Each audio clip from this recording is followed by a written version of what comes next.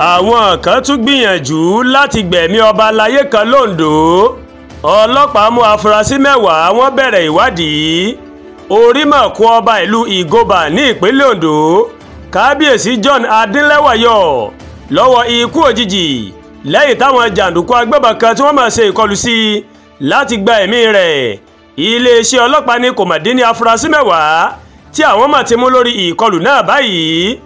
Agbẹnusọ iléeṣẹ́ ọlọ́pàá ìpínlẹ̀ Ondo DSP Àyànládé Olúṣọlá ó máa ṣàlàyé pé àwọn jàǹdùkú agbébọn náà wọ́n ṣàdédé yabo àwùjọ Ìgòbà ní ìjọba ìbílẹ̀ Àríwá Àkúrẹ́ níbi ọjọ́ mélòó kan sẹ́yìn láti ṣe àwọn èèyàn ìlú náà níbi. DSP Olúṣọlá ó wá ṣàlàyé nínú àtẹ̀jáde tó máa fi síta wípé onírúurú nǹkan ìjà olóró bíi ìbọn, ọ̀bẹ, oògùn àtàwọn nǹkan míì tó máa léwu òní wọ́n máa kó dání lásìkò tí wọ́n yabo ìlú náà.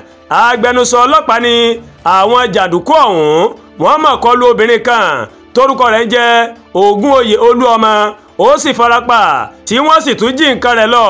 Alukoro iléeṣẹ́ ọlọ́pàá ní lẹ́yìn náà òun ni wọ́n mọ̀ mórílé ààfin Kábíyèsí Adínlẹ́wà ti ìlú Ìgòbà tí wọ́n sì gbìyànjú láti gba ẹ̀mí rẹ̀. Ọ̀gbẹ́ni Olúṣọlá ní Elédùà ó mà ló mà bá orí adé náà ṣe tó fi mórí bọ́ lọ́wọ́ àwọn kọ̀lọ̀rọ̀ sí ẹ̀dá náà tó fẹ́ dẹ̀mí rẹ̀ légbodò.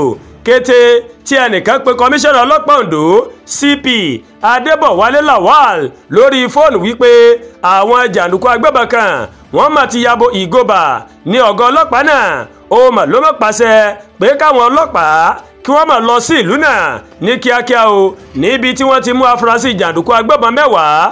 DSP Olúṣọlá ní àwọn afurasí ọ̀hún wọ́n mà ti ń jẹ́wọ́ ipa tí wọ́n mà kó nínú ìkọlù ìlú Ìgòbà. Ó ní gbogbo wọn ó ní yóò máa fojú balẹ̀ ẹjọ́ o tí iléeṣẹ́ ọlọ́pàá tó bá ti parí iṣẹ́ ìwádìí wọn. Lára àwọn nǹkan tí àwọn ọlọ́pàá gbà lọ́wọ́ àwọn jàǹdùkú ọ̀hún lásìkò tí wọ́n ṣọṣẹ́ ní ìlú Ìgòbà ní ìbọn àgbélẹ̀rọ 2, ìbọn ńlá olójú 2 kan, oríṣiríṣi ọta ìbọn, onírúurú oògùn, ọ̀bẹ àti àdá àti onírúurú nǹkan ìjà olóró míì. DSP Olúṣọlá ní obìnrin tó ṣèṣe níbi ìkọlù náà ó ti ń gba ìtọ́jú lọ́wọ́ báyìí ní ilé ìwòsàn. Ó ní iléeṣẹ́ ọlọ́pàá sì ń wá àwọn ìyókù àwọn jàǹdùkú náà tí wọ́n sá lọ. Agbẹnusọ ọlọ́pàá ní wámúwámú báyìí làwọn ọlọ́pàá dúró sí ìlú Ìgòbà báyìí àti pé kò sí ìyọnu kankan mọ́ ní ìlú náà. Ẹ̀wẹ̀ kọmíṣánná ọlọ́pàá ìpínlẹ̀ Ondo ó tún ti fi dá àwọn aráàlú ní ìpínlẹ̀ náà lójú wípé iléeṣẹ́ ọlọ́pàá kò mà ní kárí ọkàn nípa pípèsè ààbò tó péye fún wọn àti nǹkan ìní wọn. Ọ̀gá ọlọ́pàá ó wá kìlọ̀ fún gbogbo àwọn jàǹdùkú ní ìpínlẹ̀ Ondo wípé iléeṣẹ́ ọlọ́pàá kò ní gbà fún wọn láti ṣiṣẹ́ láabi wọn ní ìpínlẹ̀ náà. Kọmíṣánná ọlọ́pàá ní ọ̀daràn tó bá fẹ́ dán ọlọ́pàá wò yóò máa jẹ ẹyìn rẹ̀ yóò jẹ níṣu o, yóò sì tún fojú báyìí yóò fi wíná òfin. Iléeṣẹ́ ọlọ́pàá Ondo ó ti wá rọ àwọn aráàlú láti máa bá iṣẹ́ wọn lọ láì fòyà kí wọ́n sì máa fi tó ọlọ́pàá létí tí wọ́n bá ti kẹ́fìn ẹnikẹ́ni tó fẹ́ ṣiṣẹ́ láabi o. kọ́lọ́ọ̀bẹ Elédùmarè kó là wá ń bẹ̀. Àdúrà Gbolúwa Tóyìn ló ń kàròyìn sí létí o láti kàn ní Ẹ̀yà Yorùbá World TV.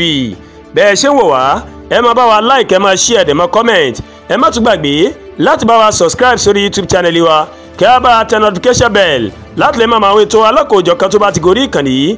Ẹ ṣé pọ̀ tẹ́ wò wá o. Ọlọ́run ọba Elédùmarè yóò dé gbìyànjú aládé o.